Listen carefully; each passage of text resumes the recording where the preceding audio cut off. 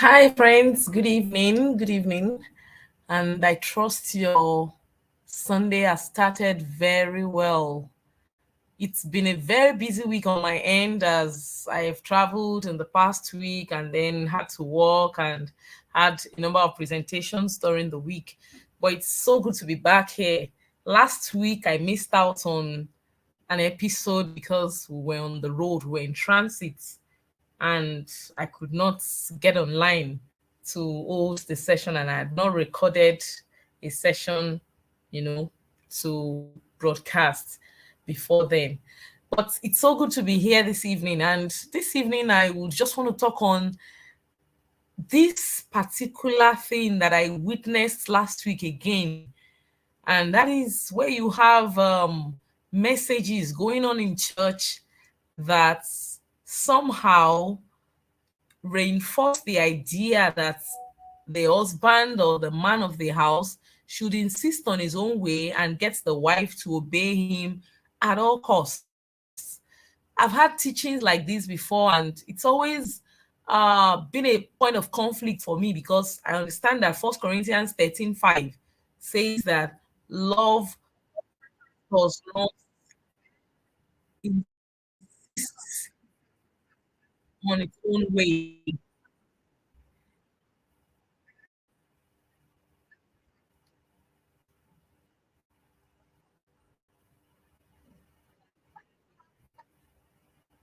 I'm not sure why I'm getting an echo right now, but I'm trying to correct that immediately.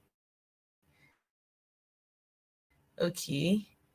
Uh, I've seen where the source of the echo should be. Okay, so getting back to the issue, I actually heard somebody teaching something similar to that just within this past week.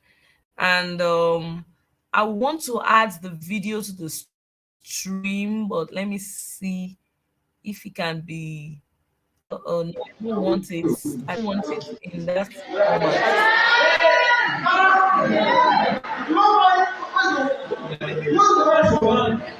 Hello, please, don't.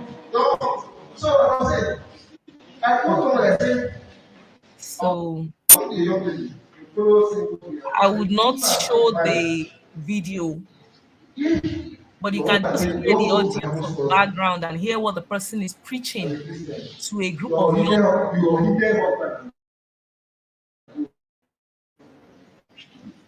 hidden what I do because from what all more title than their own people don't like the business. This one is a business, two of them are supposed to be business. But when you say no, you see as it is, not if I didn't have money to not to make it, I want to stay there and do for you this. And that was all the time.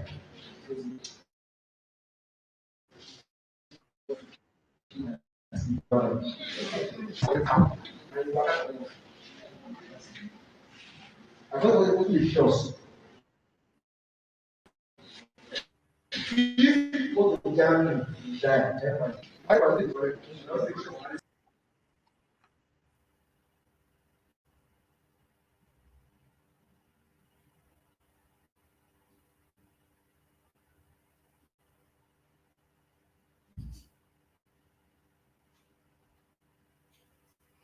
I want to stay there and do this. At that time, I say, I don't believe it. He's a Christian from where like he is a pastor. You are. You are a Christian for the wife. Not like going to pastor, you go to everything. But from there, I said, please, stay in the house. Leave that way for the day. I can cook for me, Susan, as well. I mean a regular act.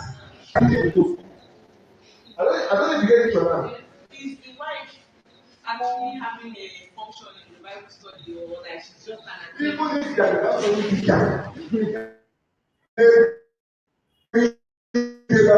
And it says, I need your attention. That is also, I think I'm not married, right? So I'm coming from teaching.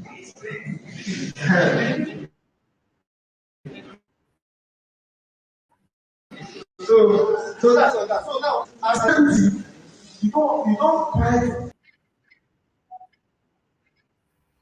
So it appears the maybe the recording is not very good or something, but what he was saying in summary is actually that a Christian man can decide that okay, he doesn't want his wife to go to the Bible study, and he would say, I'm telling you to stay at home and tend to me today.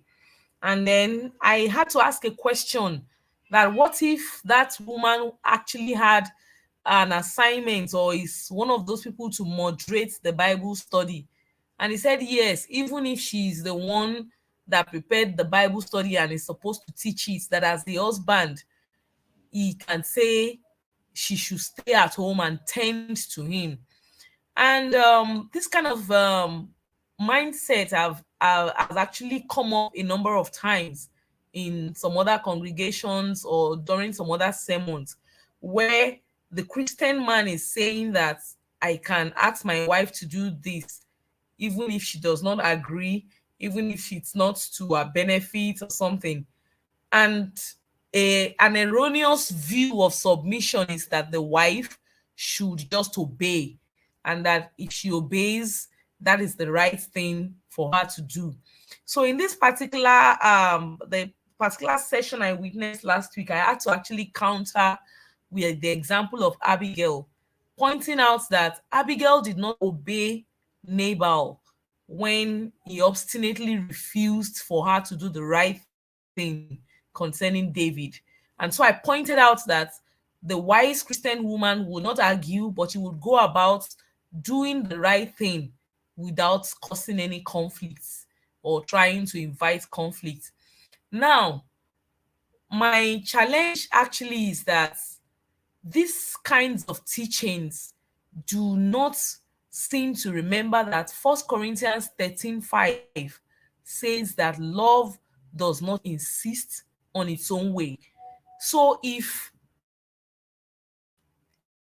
a husband is supposed to love the wife like Christ loves the church, then it's logical, or it's actually obvious that the husband is supposed to ensure that whatever demands he's making of his wife is actually not to her detriment, is not to her harm, and that even when his demands are right, he should not insist on his own way.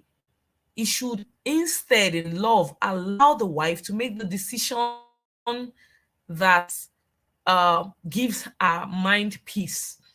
However, the question of submission has always been used to frame a kind of scenario where the wife becomes a slave to whatever the desires of the husband are. As a Christian in the 21st century, I do not agree that this is true. The wife is not a slave to the desires of the husband. So the husband cannot insist that, okay, I want you to tend to me, like that speaker was saying on that short video clip I was trying to share. He cannot insist that you have to tend to me, or you should not go to the Bible study, you should just stay at home with me. There are aspects of, yes, love involves compromise, that there are things that you might want to do sometimes that when you think of your spouse, you can compromise and say, okay, let me do this or let me not do that.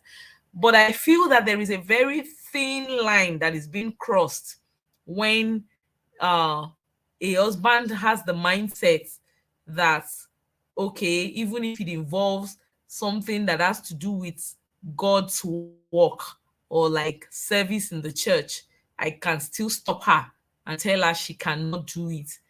1 Corinthians 13 has actually given us a lot of recommendations about what love is. The character of love is that it is not selfish. The character of love is that it does not insist on its own way. The character of love is that it actually does more for the one it loves, or for the one he or she loves, than, taking away our rights and privileges. Because let's face it, that scenario that was painted in that particular sermon that I had to interrupt was just one of deprivation. Like a wife is being deprived of her own rights, being deprived of the things that she should be able to do. And in the Nigerian church, where I at least have a little bit of more experience with, there have been so many examples of this happening where wives have been forced to give up one thing or the other just to save their marriages. And I feel that there should be an emphasis in the church against that kind of scenario. A woman should not have to come to the point where she feels that, okay, it's either she's bending our own desires or doing things against our own will just to save the marriage. There is a place for a woman's independent uh, thoughts, or should I say decision, even when you talk about a submissive wife or a Christian wife. Because when we talk about all of these things, they are actually subjected under the Lord or in the Lord. Whenever you notice a deviation from the right path, from what God says, or from the will of God, it's best not to argue in order to avoid conflict. However, it's also best to take a decision like the wise woman Abigail, to quietly do the right thing while ignoring the wrong direction or the wrong leadership that is being offered. I don't know if you have different thoughts with what I've shared tonight. What do you think is right? Is it right for a man to insist on his own way to the detriment of his wife? Or do you agree with what I've shared this night, that if a man loves his wife, he would not insist on his own way to our detriment? I'd love to read your thoughts and your comments. And till I come your way again next week, it's just a few minutes exploring one concept or the other from the Bible every week.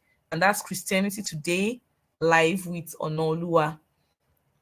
Stay blessed and continue to study your scriptures. It's necessary for us to grow and for us to do the right things, even as Christians living in this century. Do have a pleasant night rest, or if it's the daytime on your end, have a lovely day ahead, and bye.